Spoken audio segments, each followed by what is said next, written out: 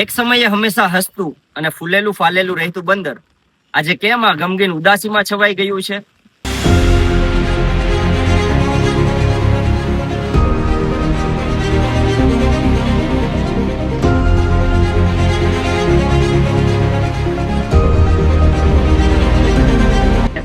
તો વિષ્ણુભાઈ, હાલની આ પરિસ્થિતિ વિશે તમે શું કહેશો?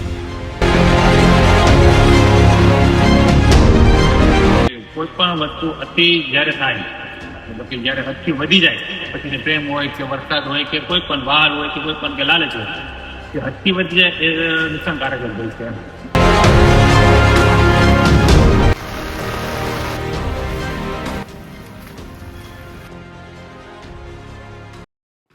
એક સમયે હંમેશા હસતું અને ફૂલેલું ફાલેલું રહેતું બંદર આજે કેમ આ ગમગીન ઉદાસીમાં છવાઈ ગયું છે? હા મિત્રો, તો આજે હું કવર કરી રહ્યો છું એક એવું બંદર જેની આર્થિક પરિસ્થિતિ દિવસે ને દિવસે બગડતી જાય છે, કારણ કે આ બંદરનો એકમાત્ર આધાર એ બોમ્બે ડક ફિશ છે, જેને લોકલ ભાષામાં બુમલા તરીકે ઓળખવામાં આવે છે. હું છું ગુજરાત રાજ્યના અમરેલી જિલ્લાના જાફરાબાદ બંદરે, અને આજે અહીંના દરેક લોકોના મુખે બસ એટલી જ પ્રાર્થના છે કે કહે તો આરતી ઉતારું અને કહે તો પગે લાગુ, આમ તું અણધાર્યો વરસે છે, હવે તું જ કે હું ક્યાં ભાગું. જાફરાબાદ એક એવું બંદર છે જ્યાંના 80 થી 90% લોકોનો મુખ્ય વ્યવસાય એ ફિશિંગ એટલે કે માછીમારી છે, અને જેમનો મુખ્ય આધાર બોમ્બે ડક ફિશ એટલે કે બુમલા છે. આ બંદરના માછીમારો દરિયાદેવને પ્રાર્થના કરી સરકારની ગાઈડલાઇન્સ મુજબ ફિશિંગ કરવા માટે બહાર જતા હોય છે, પરંતુ આ અચાનક આવતા માવઠા અને કમોસમી વરસાદ એ જાફરાબાદ બંદરના માછીમારો અને નાના મોટા ધંધાદારીઓને ખૂબ નુકસાન કરી રહ્યું છે. આજે તમને વાત કરવી છે બોમ્બે ડક ફિશની. આ એક એવી માછલી છે જેની કિંમત તેના સુકાયા પછી જ મળે છે. માછીમારો સાહસ કરી અને દરિયો ખેડી અને આ માછલીને કિનારે તો લાવે છે, પરંતુ આ કમોસમી વરસાદ અને માવઠાઓને કારણે આ માછલી બિનઉપયોગી થઈ જાય છે, અને જેની કિંમત સાવ શૂન્ય થઈ જાય છે, કારણ કે માછીમારો દ્વારા આ માછલીને બંદર પર લાવવામાં આવે છે, અને અહીંની લોકલ બહેનો દ્વારા તેની યોગ્ય સાફ સફાઈ કરી અને તેની સુકવણી કરવામાં આવે છે, અને યોગ્ય 3 થી 4 દિવસનો તડકો અને પવન ખાધા પછી જ આ માછલી સુકાય છે, અને જેની રોલ થઈ અને યોગ્ય કિંમત મળે છે. પરંતુ આ અચાનક આવતા માવઠા અને વરસાદના કારણે આ માછલી સુકાઈ શકતી નથી, અને એના કારણે લોકોને રોજગારી મેળવવામાં પણ મુશ્કેલી થઈ રહી છે. તો આજે હું તમને મારી પાછળ જે બોમ્બે ડક ફિશ સુકાઈ રહી છે એ બતાવી રહ્યો છું. આ બોમ્બે ડક ફિશ છે એટલે કે બુમલા માછલી છે, અને જેની કિંમત સુકાયા પછી મળે, પરંતુ આ વરસાદને કારણે હવે આની કિંમત સાવ શૂન્ય થઈ ગઈ છે, અને જેના કારણે માછીમારોને ખૂબ મોટું નુકસાન વેઠવું પડે છે.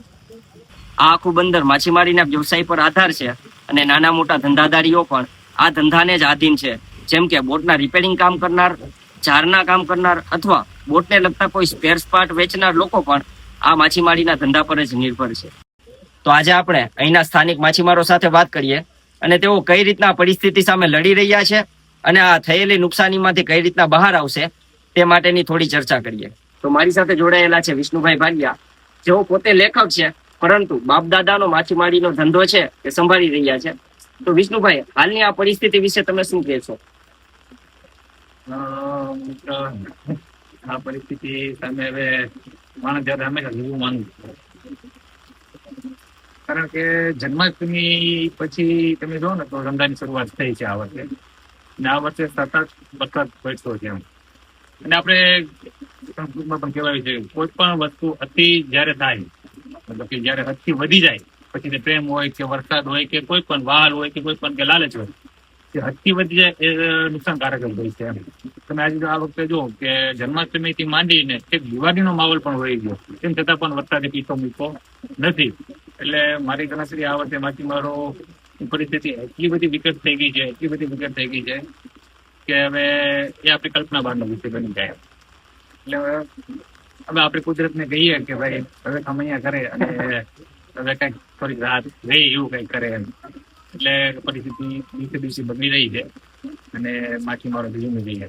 સાગર પટ્ટીનો કોઈ પણ માછીમાર નહીં કે માત્ર જાફરાબાદનો સ્થાનિક માછીમાર, દરેક માછીમાર અત્યારે ધીમે રહી છે. એની પાછળના કારણો પણ ઘણા બધા જુદા જુદા છે.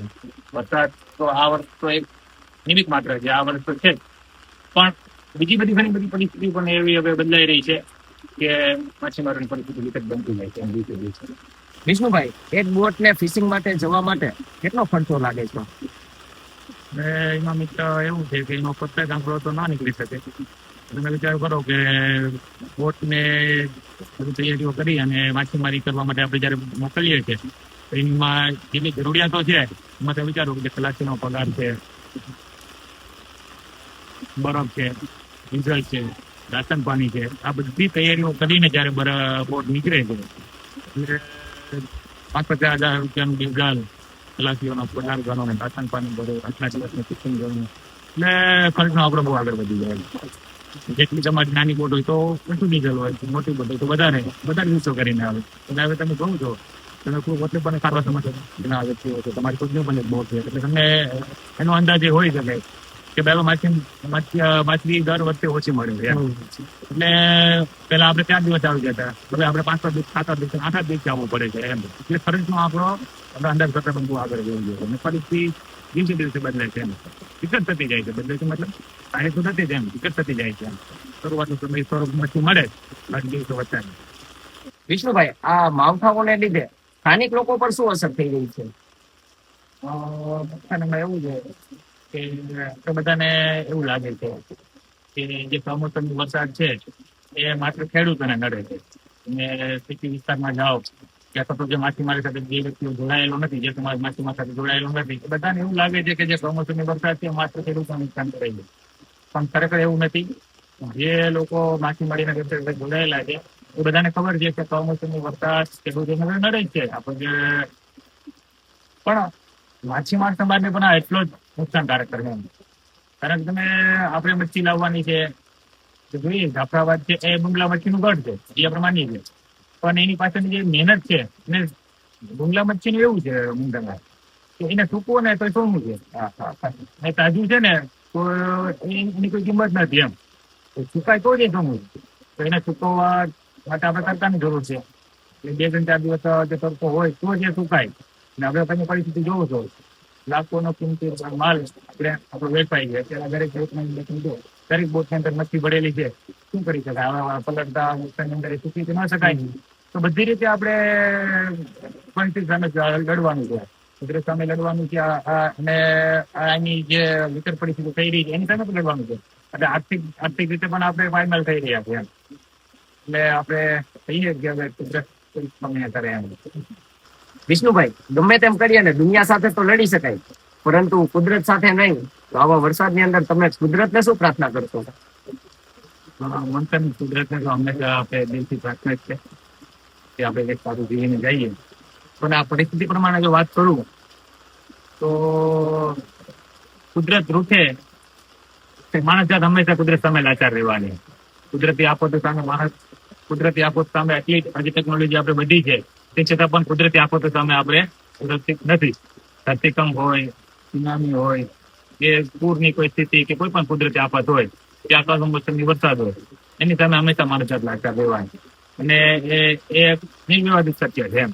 એ ગમે માણસ જાત વિજ્ઞાનમાં ગમે તેવી જે આગળ વધશે, ગમે તે ટેકનોલોજી બનશે, પણ આ કુદરત સામે કોઈ લડી શકવાની નથી. એટલે કુદરતને આપણે હંમેશા પ્રાર્થના જ કરવાની હોય કે ભગવાન બધાનું સારું થાય એમ.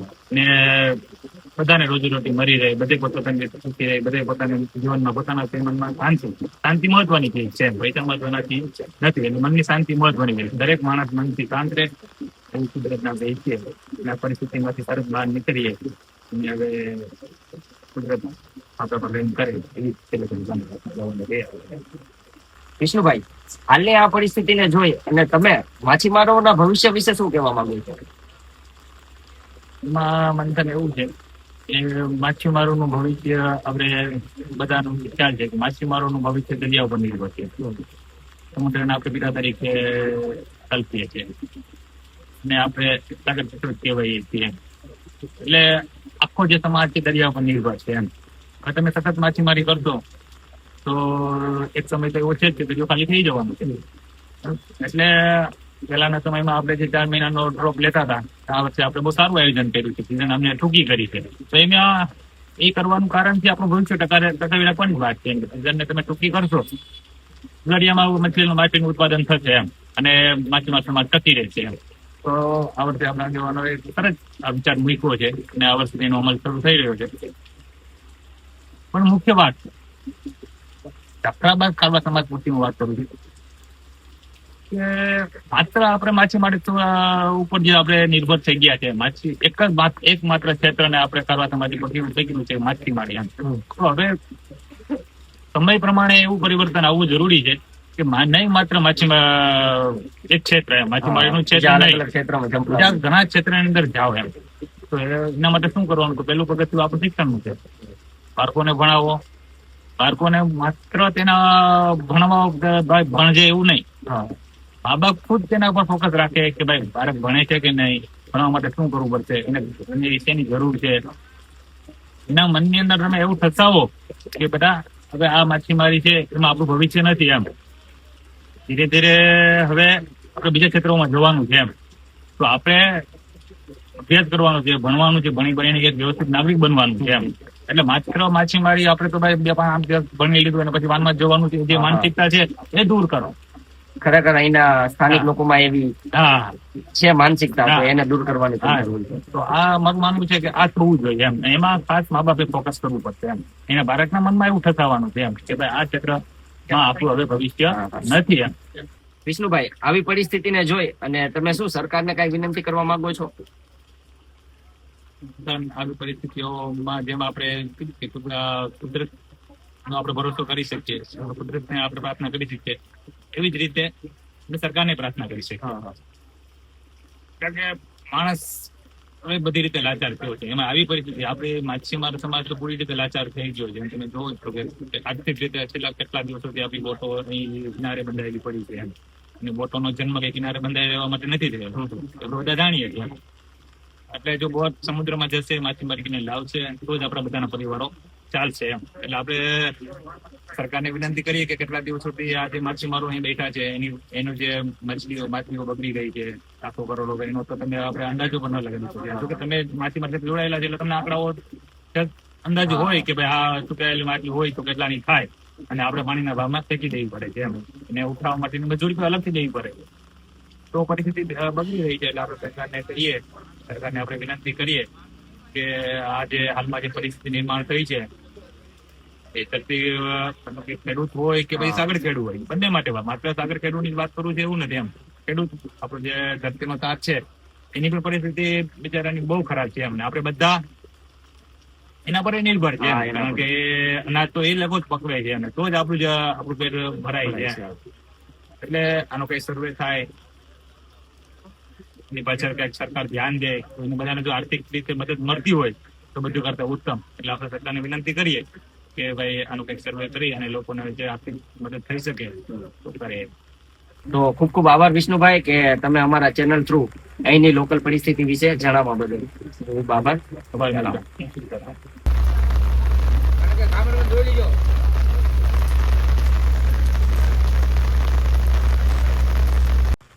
તો આજે અમારા ચેનલના માધ્યમથી આપણે ભગવાનને પ્રાર્થના કરીએ કે જમીન ખેડૂ, સાગર ખેડૂ અને જે લોકો પર આ આફત આવી પડી છે તેને જલ્દીથી ઉગાડી દે અને વરસાદને કહીએ કે ખમૈયા કર હવે ભાવ. ખૂબ ખૂબ આભાર. Thank you so much.